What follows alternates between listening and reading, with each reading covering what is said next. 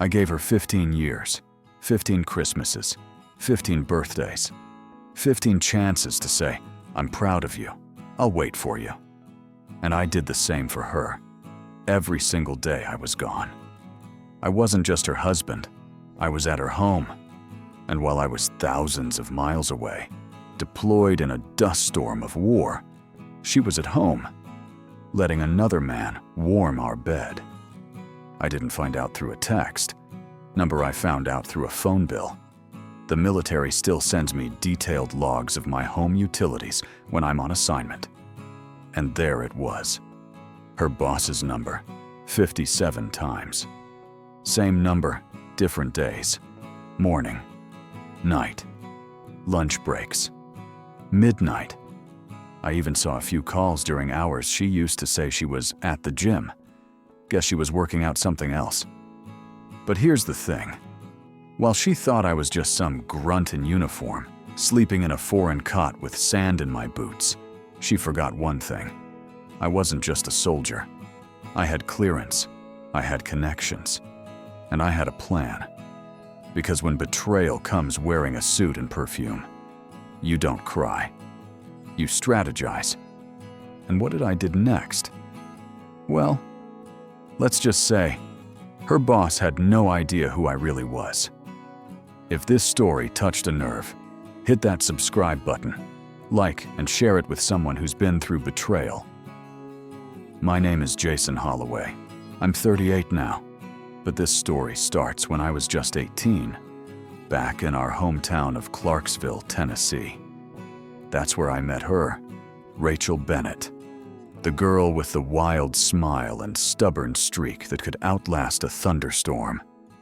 She was 17, a year younger, and the moment she flicked a paper ball at the back of my neck in Mr. Callahan's chemistry class, I knew I was done for. We were each other's firsts. First date, first love, first everything. We did prom, graduation, and heartbreaks all wrapped into one. 2 years later, we got married, right before I shipped off to basic training. We didn't have much, just a beat-up Chevy, 2 jobs that barely paid minimum wage, and a shared dream to make it together.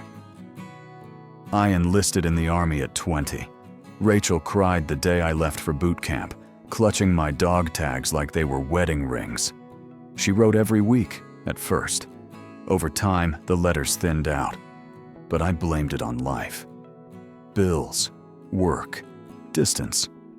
I focused on rising through the ranks, sergeant by 24, deployments every couple of years, always chasing the next mission. But no matter where I was, Kuwait, Germany, Afghanistan, I never forgot who I was doing it for. Back home in Clarksville, Rachel was chasing her own dreams. She landed a marketing coordinator job at a growing firm in nearby Nashville. She called it a career starter, something she could grow into. I supported her fully, bought her a briefcase, celebrated her first raise, told everyone how proud I was. She worked late a lot, started wearing a new perfume, said her boss was helping her find her voice.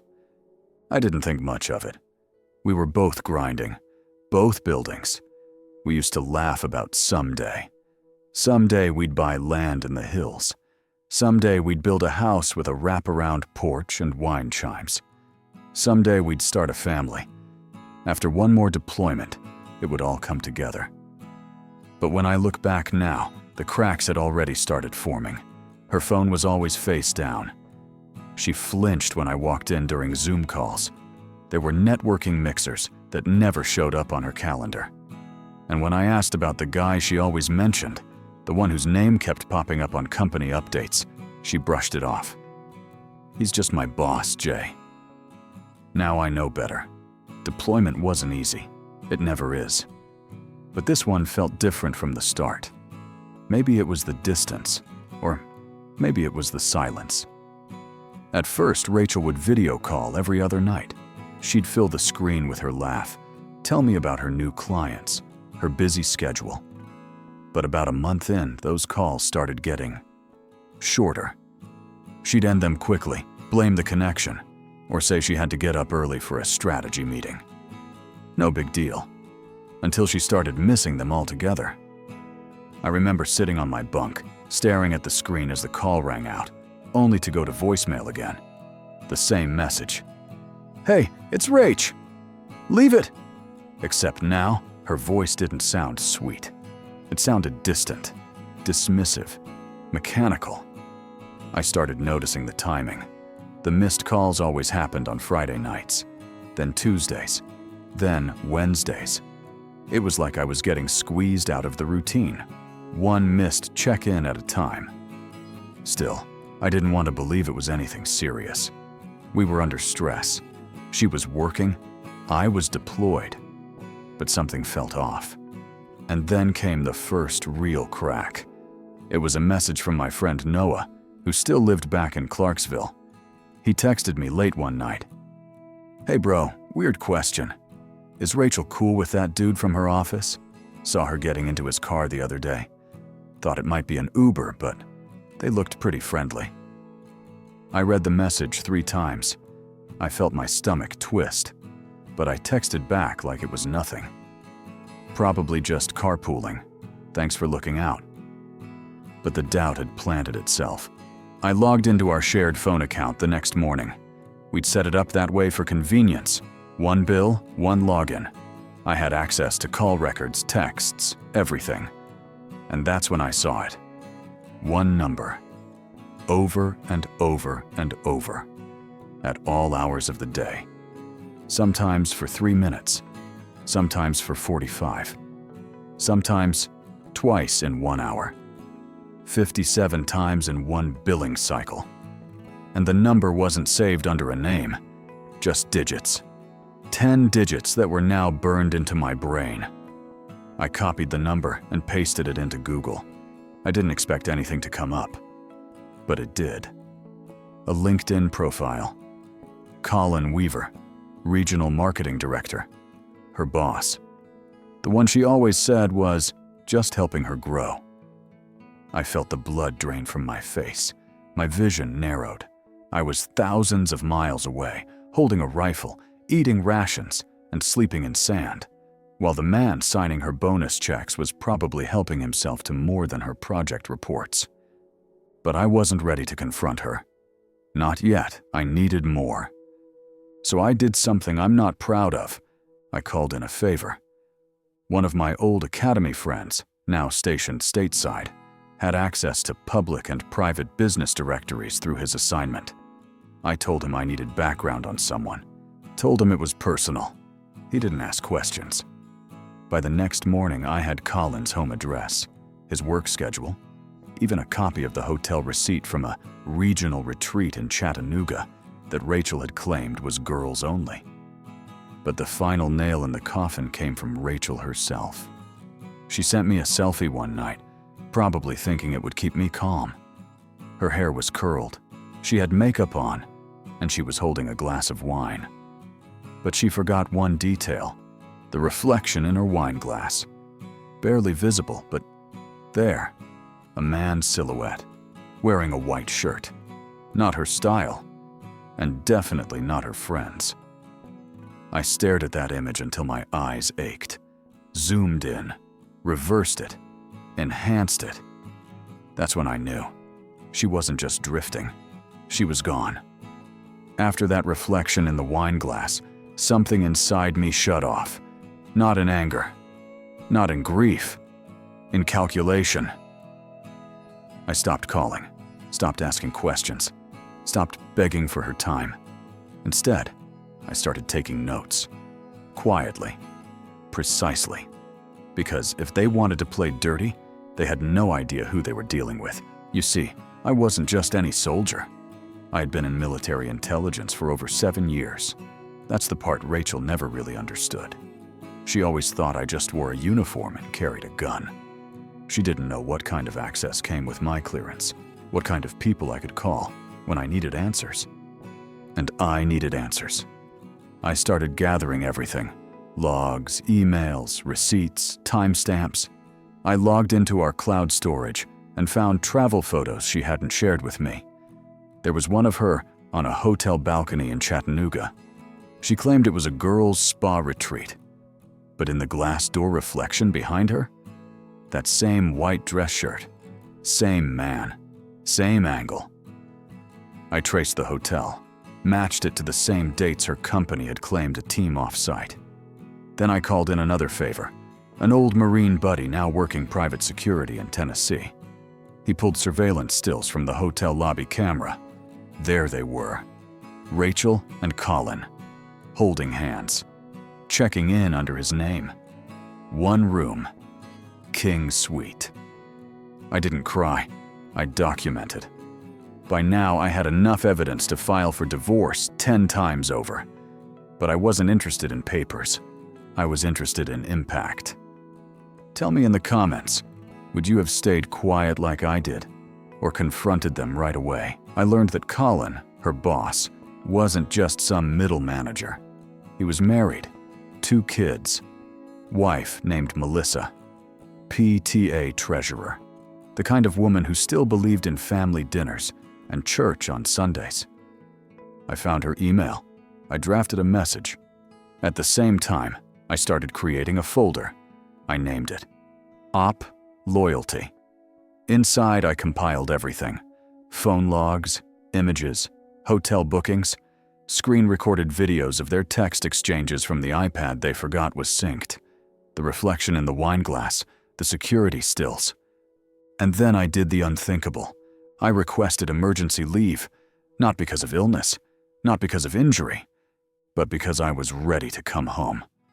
I didn't tell Rachel. I didn't even message Noah. I wanted silence, precision, timing. I landed in Nashville 3 days before she expected me.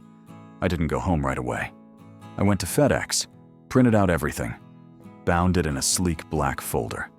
1 copy for HR at her company, 1 for Colin's wife, and 1 just for her. Then I waited, and that's when things really started to fall apart. It was a Wednesday afternoon when I walked through the front door of our house in Clarksville. Rachel wasn't home. Neither was her scent. The place smelled like cheap cologne and betrayal. The dog barely recognized me. I hadn't shaved in weeks. My uniform was wrinkled, but I wasn't there to be seen.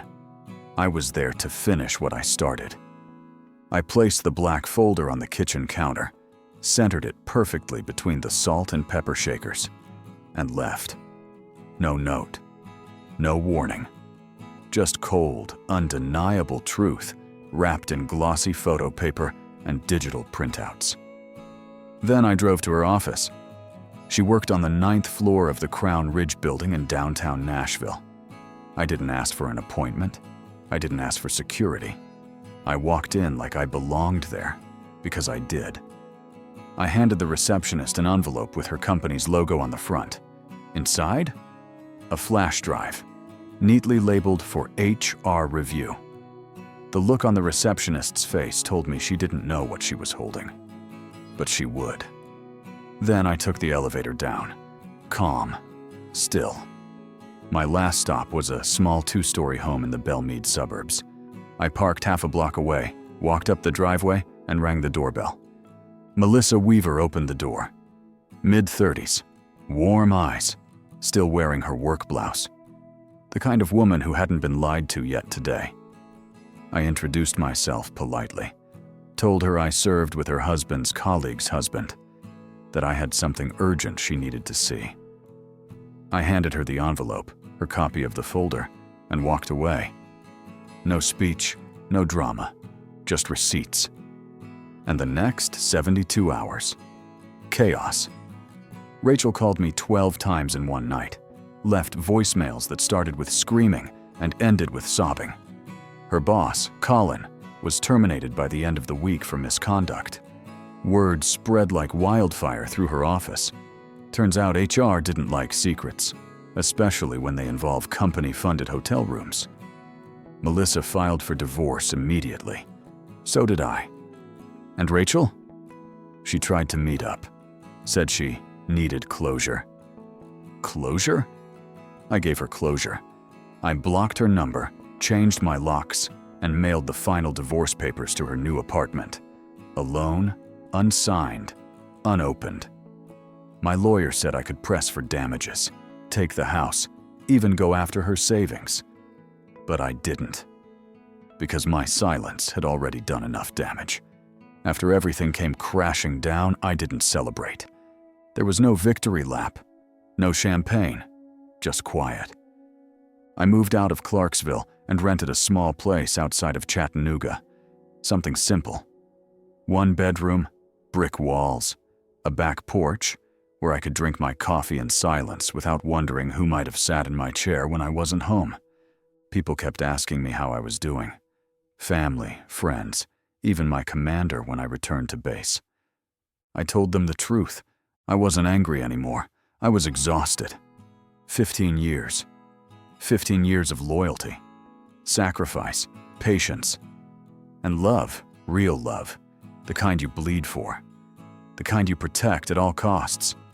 And she threw it away for convenience, for flattery, for office gossip dressed in cologne and compliments. But I didn't let that make me bitter. I let it make me clear. I started therapy. I picked up woodworking, built a table with my own hands, something solid, something that wouldn't collapse under pressure. I stopped checking social media, let Rachel fade into the noise. I heard she tried dating again, that it didn't last, that her reputation followed her into every new room. Not my concern anymore. Sometimes justice doesn't come from slamming a gavel. It comes from the silence that follows a truth bomb, the stillness after the storm. People always ask me if I'd take her back, if she begged, if she changed. The answer's simple. I didn't survive combat, loss, and betrayal to be someone's second choice. I'm not broken, I'm just done. And I hope one day she understands what she really lost. Not just a husband. A man who would have walked through fire with his eyes open if it meant she stayed warm. But fire doesn't burn forever. Eventually, it just goes cold. If you've ever poured your whole heart into someone, only to watch them throw it away like it never mattered, then you're not alone. And if this story hit home, I want you to do one thing right now. Subscribe. Because this channel, it's not just about betrayal. It's about truth, healing, redemption. It's about telling the stories most people are too afraid to share out loud. Leave a comment below and tell me where you're watching from.